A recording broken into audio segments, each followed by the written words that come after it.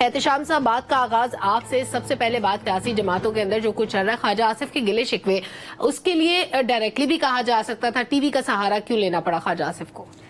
دیکھیں، اگر پہلا کامنٹ خواجہ صاحب کے بارے میں کر دیا جائے تو یہ بڑا واضح طور پہ لگ رہا ہے کہ بڑے فرسٹریٹڈ ہیں اور اپنی لیڈرشپ سے کچھ ناراض دکھائی دیتے ہیں. ادروائز آپ صحیح کہہ رہی ہیں کہ ڈائریکٹ ان سے بات ہو سکتی تھی. ایک تو یہ بات ہے کہ بھئی ٹھیک ہے، نواز شریف صاحب وہاں بیٹھے ہیں، وہ تو نہیں آ سکتے، اور ان کا خیال ہے کہ جی 15 اکتوبر کے بعد شاید آ جائیں، اور یہ بھی کہتے ہیں ان کو آ جانا چاہیے.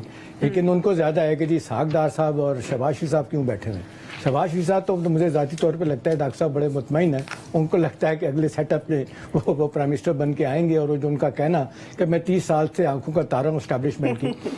اسحاق ڈار صاحب نے آپ نے دیکھا کیا کیا، شہباز شریف صاحب کے کیس سارے ختم ہو گئے یا پینڈنگ ہو گئے، یا پھر آپ دیکھ لیں اسحاق ڈار صاحب کا کیا ہوا، وہ گھر انہوں نے واگزار کر لیا اپنا، پھر اپنے اکاؤنٹ جو فریز ہوئے تھے وہ چھڑوا لیے انہوں نے، سارے کیسز ان کے ختم ہو گئے.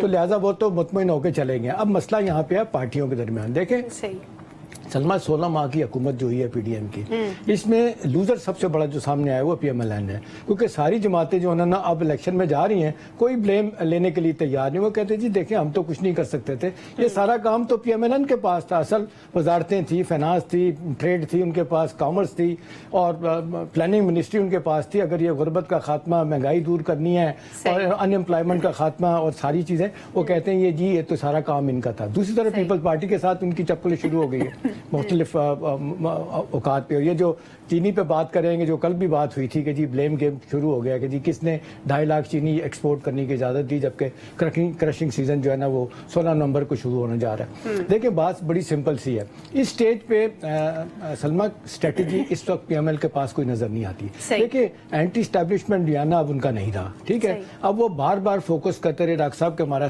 بیانیہ کیا ہوگا، وہ بات نہیں بنی. اب ایونچولی کہا جا رہا ہے کہ جی نواز شریف صاحب آئیں گے، لیڈ کریں گے کمپین کو، اور وہ بیانیہ ان کا کیا بنائیں گے، اپنی 4 سال کی کارکردگی. تو میرا خیال ہے یہ ستو اب شاید اتنی جلدی بکے گا نہیں ہے. ہاں ٹھیک ہے، پارٹی سٹرونگ ہے. میں آج بھی کہتا ہوں کہ 141 سیٹیں جو لاہور سے لے کے اٹک تک کی ہیں سینٹرل پنجاب کی، ان میں خاصا ان کا زور ہے اور وہ جیتنے کی پوزیشن میں ہے. لیکن بہرحال قاسم کے ابا ان کو ٹف ٹائم دے سکتے ہیں اگر وہ الیکشن میں آتے ہیں. لیکن دوسری بات یہ ہے کہ اس وقت پیپلز پارٹی کے ساتھ بھی ناراضگی چل رہی ہے، وہ سیٹ ایڈجسٹمنٹ ان کے ساتھ نہیں ہو سکی، اور پیپلز پارٹی جو گراؤنڈ حاصل کرنا چاہتی تھی پنجاب میں، وہ سے دور ہو گئی ہے. پیپلز پارٹی کے معاملے میں ساری کے سارا معاملہ اس وقت ان کو یہ لگ رہا ہے ایک تو پی ایم ایل این کے اندر مخالفت ہے یا اختلاف ہے، پھر خاندان کے اندر، نواز شریف خاندان کے اندر اختلافات اپنی جگہ پہ، اگرچہ وہ سامنے نہیں آنے دیتے. شہباز شریف صاحب ہمیشہ وہ کہتے ہیں کہ میں بڑے بھائی کی بات مانوں گا. تو میرا خیال الیکشن کے سینیریو میں اس وقت مشکلات میں گھری نظر آتی ہے پی ایم ایل این.